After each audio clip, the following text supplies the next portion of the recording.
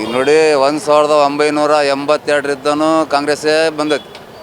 ಯಾವ ಪಾರ್ಟಿ ಪಕ್ಷಾಂತರನೂ ಬಂದಿಲ್ಲ.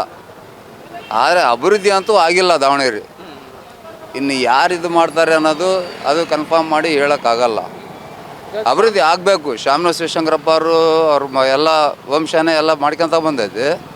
ಆದರೆ ಇವತ್ತಿಗೂ ಅಭಿವೃದ್ಧಿ ಆಗಿಲ್ಲ, ಇಂಪ್ರೂವ್ಮೆಂಟ್ ಆಗಿಲ್ಲ, ಕೆಲವೊಂದು ರೋಡ್ಗಳು ಆಗಿಲ್ಲ, ಓಣಿ ಚರಂಡಿ ಕಾರ್ಪೊರೇಟ್ರುಗಳು ಎಲ್ಲ ಅಂಥವೇ ಇದ್ದಾವೆ.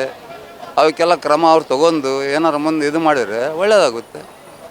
ಮತ್ತು ಅದಕ್ಕೆ ಇದು ಅಂತ ಹೇಳಿದ್ರೆ ನಾವೇ ಸ್ವಲ್ಪ ಆಲೋಚನೆ ಮಾಡ್ಬೇಕಾಗ್ತದೆ. ಯಾರಿಗೆ ಟಿಕೆಟ್ ಆಗಬೇಕು ಅಂತ, ಅಲ್ಪಸಂಖ್ಯಾತರಿಗೆ ಆಗಬೇಕು ಅಥವಾ ಶಾಮನೂರು ಕುಟುಂಬಕ್ಕೆ ಆಗಬೇಕು, ಹೊಸಬ್ರು ಯಾರು ಬರಬೇಕಾ? ಹೊಸಬ್ರು ಅಂತೂ ಬಂದರೆ ಯಾರು ಅಂತ ಕ್ಯಾಂಡಿಡೇಟ್ಗಳು ಅಂಥವು ಯಾವ ಇಲ್ಲ ರೀ. ಈಗ ಅವ್ರು ಬಂದಿದ್ದಾರೆ, ಅವರೇ ನಿಂತ್ರೂ ಒಳ್ಳೇದೇ ಐತಿ. ಶಾಮನೂರು ಬಂದರೆ ಕಾಂಗ್ರೆಸ್ಸಿಗೆ ಆಗ್ತದೆ.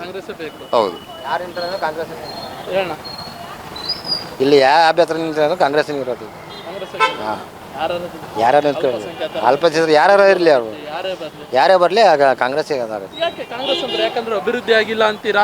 ಒಂದ್ ಕಡೆ 5 ವರ್ಷ ಎಷ್ಟೋ ವರ್ಷಗಳ ಕಾಲ ಶಾಮನೂರು ಶಿವಶಂಕರಪ್ಪ ಇದ್ರು. ಅಭಿವೃದ್ಧಿ ಆಗಿದೆ, ಸ್ವಲ್ಪ ಕಡಿಮೆ ಆಗಿದೆ. ಅಲ್ಪ ಸ್ವಲ್ಪ ಅಲ್ಲ ಕೆಲಸ ಇದಾವೆ ಮಾಡೋದು. ಅವ್ರು ಅರ್ಥ ಮಾಡ್ಕೋಬೇಕ್ರಿ. ಅವರು ಗೆದ್ದಿದ್ದಾರೆ MLA. CD ಬಗ್ಗೆ ವೋಟಿಂಗ್ ಬಗ್ಗೆ ಎಲ್ಲ ಬರೋದು. ಅಭಿವೃದ್ಧಿ ಮಾಡಬೇಕು. ಎಲೆಕ್ಷನ್ ಬಗ್ಗೆ ವೋಟಿಂಗ್ ಬಗ್ಗೆ ಬರಬಾರ್ದು. ಅವರು ಕೆಲಸನ ಅಭಿವೃದ್ಧಿನೂ ಮಾಡಬೇಕು. ಯಾರು ಬರಲಿ ಕಾಂಗ್ರೆಸ್ಸಿಗೆ ಇರೋದು.